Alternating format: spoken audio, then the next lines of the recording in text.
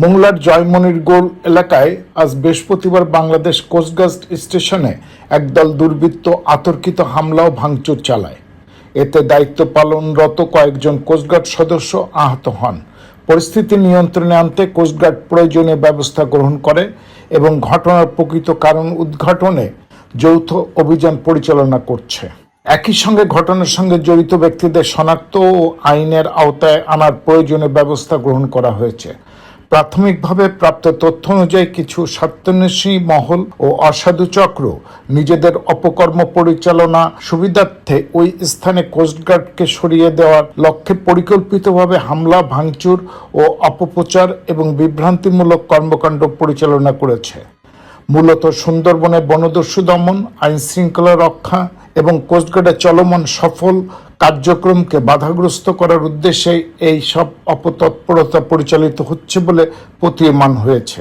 আইন শৃঙ্খলা রক্ষায় কোস্টগার্ডের কার্যক্রম নিয়ে কোনো অপপ্রচারে কান না দেওয়ার আহ্বান জানিয়ে আজ বৃহস্পতিবার বিকালে কোস্টগার্ড মিডিয়া কর্মকর্তা লেফটেন্যান্ট কমান্ডার সাব্বির আলম সুজন একটি প্রেস বিজ্ঞপ্তি প্রদান করেছেন। প্রেস বিজ্ঞপ্তিতে বলা হয়েছে, সুন্দরবনের সার্বিক নিরাপত্তা নিশ্চিতকরণ, বনদস্যু দমন, জীববৈচিত্র্য সংরক্ষণ সহ উপকূলীয় অঞ্চলে আইন শৃঙ্খলা রক্ষায় বাংলাদেশ কোস্টগার্ড সর্বোচ্চ পেশাদারিত্ব ও সততা নিষ্ঠার সাথে দায়িত্ব পালন করে আসছে।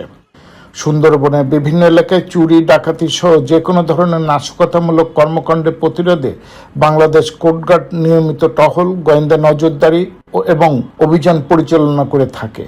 বিশেষ করে সুন্দরবনের মোংলা থানার জয়মনিরগোল এলাকায় দীর্ঘদিন ধরে বনদস্যু ও তাদের সহযোগীদের একটি গুরুত্বপূর্ণ ঘাঁটি হিসেবে পরিচিত হয় ও এলাকায় কোস্টগার্ড স্টেশন স্থাপন করা হয়েছে।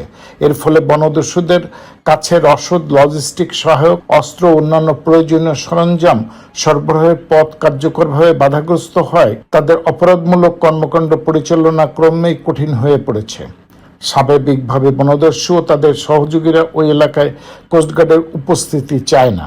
প্রেস বিজ্ঞপ্তিতে আরও বলা হয়, বাংলাদেশ কোস্টগার্ড স্পষ্ট জানাতে চায়, কোনো ধরনের অপপ্রচার, বিভ্রান্তিমূলক প্রচার কিংবা কুচক্রী মহলের ষড়যন্ত্র বাহিনীর চলমান দায়িত্ব পালন ও আভিযানিক কার্যক্রমকে ব্যাহত করতে পারবে না। সুন্দরবন ও উপকূলীয় অঞ্চলের নিরাপত্তা, শান্তি, স্থিতিশীলতা বজায় রাখতে বাংলাদেশ কোস্টগার্ড অতীতের ন্যায় ভবিষ্যতেও বদ্ধপরিকর থাকবে।